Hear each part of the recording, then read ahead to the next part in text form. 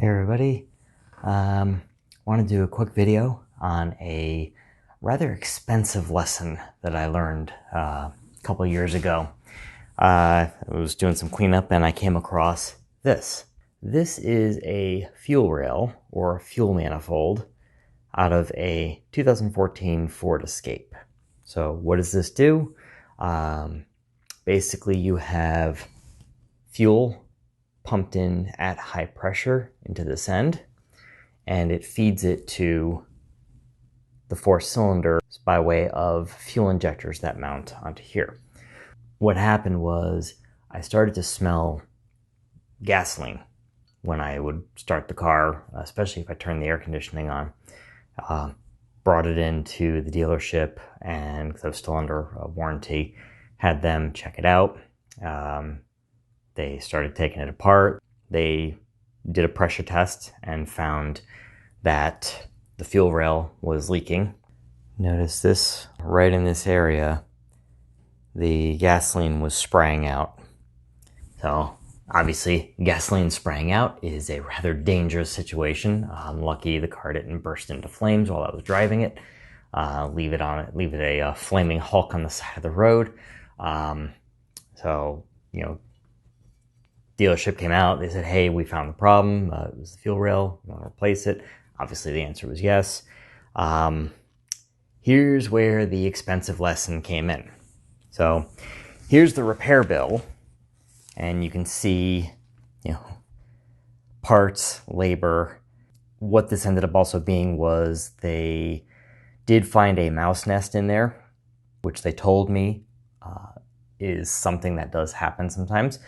Mice are attracted to the smell of gasoline, and so they may have smelled the fuel from the leak and built a nest there. And so they cleaned all that out and everything and replaced the parts. Now, I had an extended warranty that I had bought with this vehicle.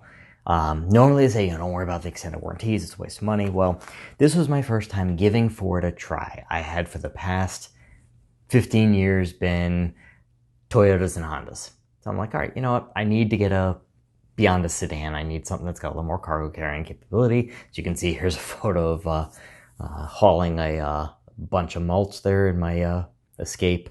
And great car, worked well. But I did want to have the extra warranty just in case, and I'm kind of glad I bought it because this ended up happening. However, those hopes and dreams were dashed, and here is why. So in the huge amount of fine print that you get with this thing, take a look at this highlighted section.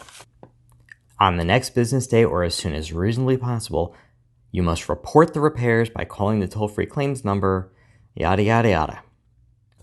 Well, because the dealership didn't call to say, hey, we're working on this vehicle, I had this in the glove box of the car that was in the shop, and I couldn't get access to it, so I didn't have a chance to take a look at it and review it and see, oh, I'm supposed to call.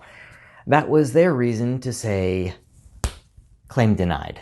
So even though the fuel rail was covered under the extended warranty, they did not pay me a dime. And they were legally allowed to do that. So,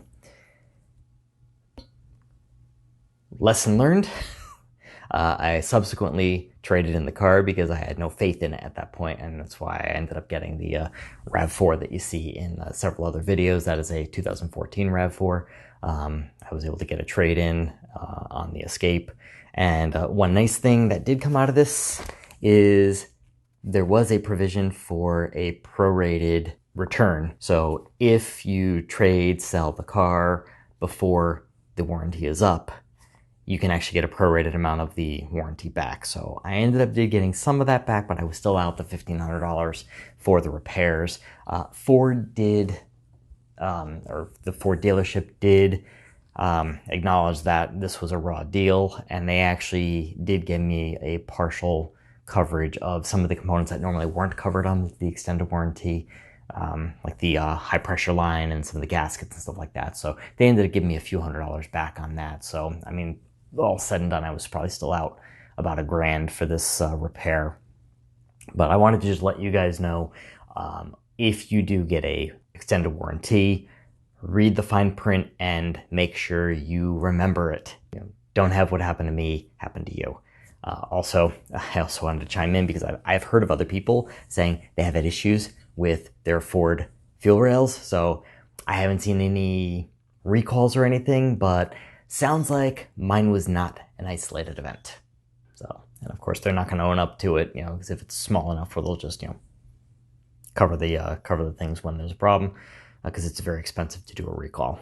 But hey, what's the hurt if a few people's cars burn up on the side of the road? There's just a few. They'll cover those in lawsuits if they need to. That's still cheaper than the recall. Yeah. So anyway, I just want to let you guys know, just once again, any knowledge, any experience that I have, whether it's doing a project or something like this, which was a expensive lesson learned on a mistake that I made, I want to pass that on to you guys because it's, hopefully it saves you a lot of hassle and a lot of problems down the road.